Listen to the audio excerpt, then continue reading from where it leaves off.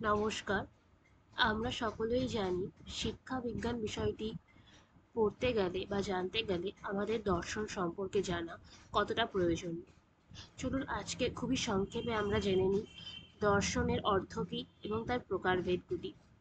দর্শন অর্থাৎ ফিলোসফি শব্দটির মানে কেবল দেখা নয়, বরং জগতের প্রকৃত স্বরূপকে উপলব্ধি করা।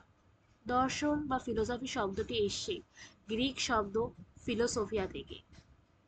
এই গ্রিক শব্দ ফিলোসফিয়ার মানে কি জানেন? এই শব্দটি মূলত দুটি শব্দ মিলে গঠিত। একটি হচ্ছে ফিলোস, যার অর্থ লাভ বা ভালোবাসা, এবং দ্বিতীয়টি হচ্ছে সোফিয়া অর্থাৎ উইজডম। তো পুরো শব্দটির অর্থ এইরূপ: জ্ঞানের প্রতি বা প্রজ্ঞার প্রতি ভালোবাসাই হলো দর্শন। উদাহরণস্বরূপ আমরা বলতে পারি, তুমি কে? জগৎ কেন সৃষ্টি হয়েছে? মৃত্যুর পর কি হয়? এই প্রশ্নগুলির ব্যাখ্যা খোঁজাই দর্শনের কাজ। চলুন বিভিন্ন দার্শনিকের মতামত জেনে নেওয়া যাক। প্লেটোর মতে দর্শন হলো চিরন্তর সত্য ও বাস্তবের প্রকৃত স্বরূপ জানা। বাস্তবটা আসল কি তার প্রকৃত স্বরূপ জানাই হলো দর্শন। অ্যারিস্টটল সত্তার প্রকৃতি ও তার অন্তর্নিহিত বৈশিষ্ট্য নিয়ে আলোচনাই হলো দর্শন। ব্র্যাডলির কথা অনুযায়ী অভ্যাস নয়, বরং বাস্তবতা জানার চেষ্টাই দর্শন। কন্টের মতে দর্শন হলো সব বিজ্ঞানের সামগ্রিক জ্ঞান বা বিজ্ঞান। ওয়েবারের মতে জগৎ সম্পর্কে সামগ্রিক ব্যাখ্যার প্রয়াসই হলো দর্শন। এটাকে আমরা এইভাবেও বলতে পারি, জীবন ও মৃত্যুর মধ্যেকার সম্পর্ক বোঝার চেষ্টা করাই হলো দর্শন। এবার যদি আমরা বলি দর্শনের প্রকারভেদ সম্পর্কে বা টাইপস অফ ফিলোসফি, মূলত তিনটে টাইপস আমরা পড়ে থাকি। প্রথমটি হলো মেটাফিজিক্স বা অধিবিদ্যা, যে শাখা বিজ্ঞানের যে শাখা দর্শনের বিশ্বের গঠন, সত্তা, আত্মা, ঈশ্বরের প্রভৃতি মৌলিক প্রশ্ন বিশ্লেষণ করে থাকে, যা আবার তিনটি ভাগে বিভক্ত। সেগুলো কি কি? প্রথম হচ্ছে কসমোলজি বা বিশ্বতত্ত্ব, বিশ্বজগতের গঠন, সৃষ্টির উৎপত্তি, সময়, স্থান ও কার্যকারণ নিয়ে আলোচনা। উদাহরণ হিসাবে আমরা বিগ ব্যাং থিওরিকে বলতে পারি। সেখানে জগৎ কিভাবে সৃষ্টি হয়েছে সেটা জানার চেষ্টা করাই হলো কসমোলজির পার্ট। তারপরের ভাগ কি রয়েছে?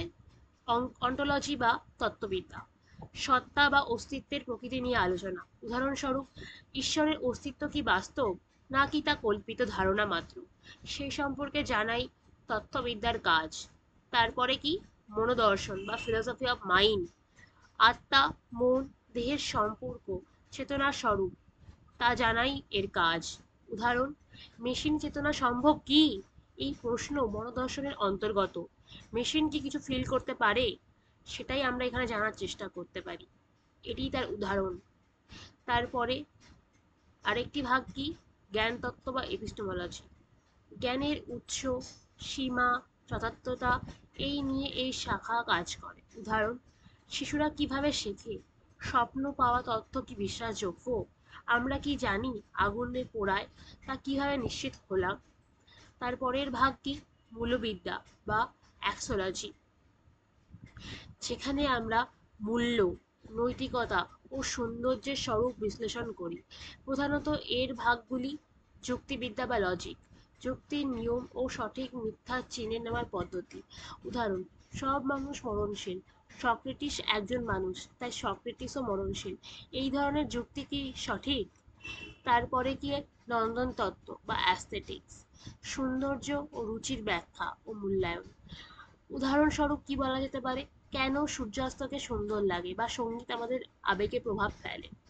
তারপরে নীতিবিদ্যা বা এথিক্স, ভালো, মন্দ, ন্যায়, অন্যায়, মানবিক মূল্যবোধ নিয়ে আলোচনা।